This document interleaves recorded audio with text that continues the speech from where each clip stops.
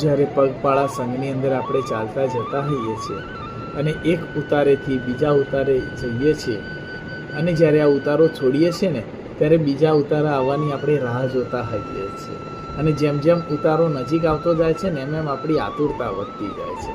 આપણે વારે ઘડી જોતા હોઈએ છીએ કે હવે કેટલું દૂર રહ્યું, અને પણ જ્યારે ઉતારે પહોંચી જઈએ છીએ ને ત્યારે એકદમ સરળતાથી આપણે ત્યાં બેસી અને રિલેક્સ થઈ જતા હોય છે. જીવનમાં પણ એવું છે, જ્યારે જન્મ અને મૃત્યુ વચ્ચેનો સમય છે ને અને જિંદગી કહે છે. આ એક ઉતારો શરૂ થાય છે અને બીજો ઉતારો પૂરો થવાનો હોય છે, પણ આપણે જ્યાં ઉતારે અટકવાનું છે ને ત્યાં ઈશ્વર ઊભો છે એવી આપણને ખબર હોતી નથી.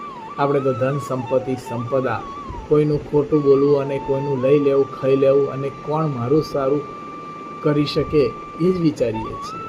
આપણે હંમેશા ઈશ્વરને ભજવાનો પ્રયત્ન નહીં, પોતાની જાતને આગળ લાવવાનો પ્રયત્ન કરીએ છીએ. હરે કૃષ્ણ.